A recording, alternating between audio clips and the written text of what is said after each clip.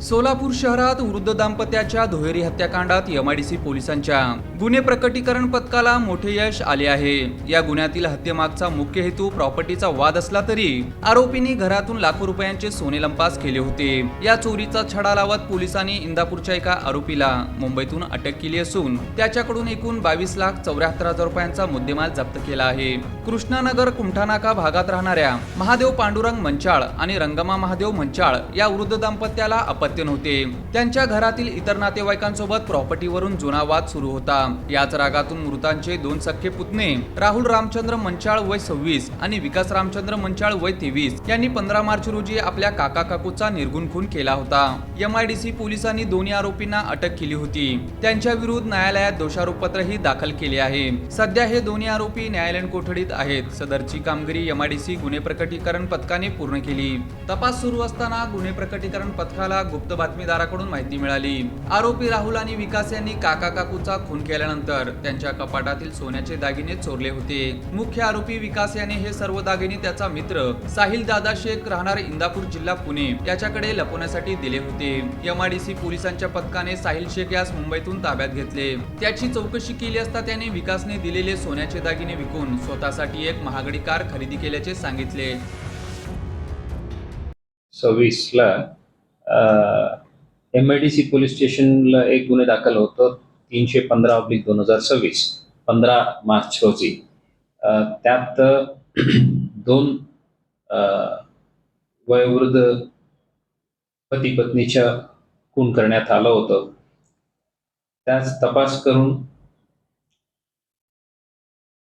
त्यांच्या मायताचे 2 पुतणे आरोपी नावे राहुल रामचंद्र मंचाळ आणि विकास रामचंद्र मंचाळ सर्व राहणार कृष्णानगर कुमठानाका स्वागतनगर रोड सोलापूर यांच्या दोन्ही आरोपीला अटक करण्यात आलं होतं आणि तपास पूर्ण होऊन त्यांच्या विरुद्ध दोषारोपपत्रही मान्य कोर्टात दाखल करण्यात आलेलं होतं। सध्या ते दोन्ही आरोपी न्यायालयीन कोठडीत आहेत। सदर गुन्ह्याच्या अनुषंगाने एमआयडीसी पोलीस स्टेशनच्या गुन्हे प्रकटीकरण पथकाचे अधिकारी व अंमलदार यांना यातील आरोपी राहुल व विकास यांनी यातील दोन्ही मायतांना मारून त्यांच्या कपाटातील सोन्याचे दागिने चोरून नेले असून सदरचे दागिने आरोपी विकास यांनी त्यांचे मित्र साहिल दादा शेख राहणार इंदापूर जिल्हा पुणे यांच्याकडे दिले असल्याबाबत गुप्त बातमीदारांच्या मार्फतीने बातमी मिळाल्या होत्या। त्यानुसार डीबी पथकाचे अधिकारी अंमलदार यांनी साहिल दादा शेख यांना मुंबई येथे जाऊन कसोशीने शोध घेऊन त्यास गुन्ह्याच्या तपासाकामी अटक केलेली आहे। अटकेदरम्यान त्यांच्याकडे कौशल्यपूर्वक तपास केला असता साहिल शेख यांनी नमूद गुन्ह्यातील आरोपी विकास यांच्याकडून घेतलेले सोने विकून एक 4-चाकी वाहन कार विकत घेतलं असल्याचे आढळून आलं। त्यानुसार आरोपी साहिल दादा शेख यांच्याकडे सखोल तपास करून अंधेरी मुंबई येथे जाऊन तिकडून 9 तोळे सोने, एक कार, मोबाईल फोन व त्यांच्या बँक खात्यातील 4 लाख कॅश ते फ्रीज केलेले आहे। असा एकूण 22,74,000 किमतीच्या मुद्देमाल हस्तगस्त करण्यात आलेले आहेत। जे मृतक आहे त्यांच्या प्रॉपर्टी यांनी मर्डर नंतर चोरून गेलं होतं ते हे साहिल शेखला देऊन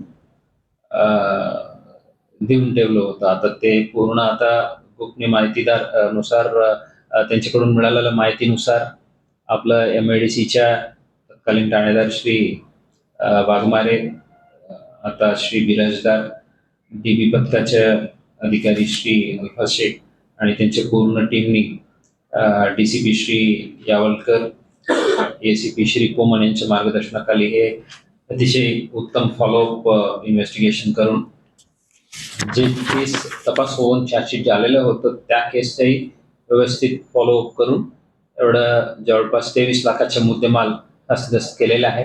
आता आणखी तपास पूर्ण होऊन पुरवणी चार्जशीटही मान्य कोर्टात लवकरात लवकर सादर करण्यात येणार आहे। या आता हे जे नवीन डेव्हलपमेंट्स आहेत त्यात डीबीचे प्रमुख श्री अल्फाज शेख, कॉन्स्टेबल श्री एकनाथ उबाळे, मंगेश गायकवाड, सचिन बांगे,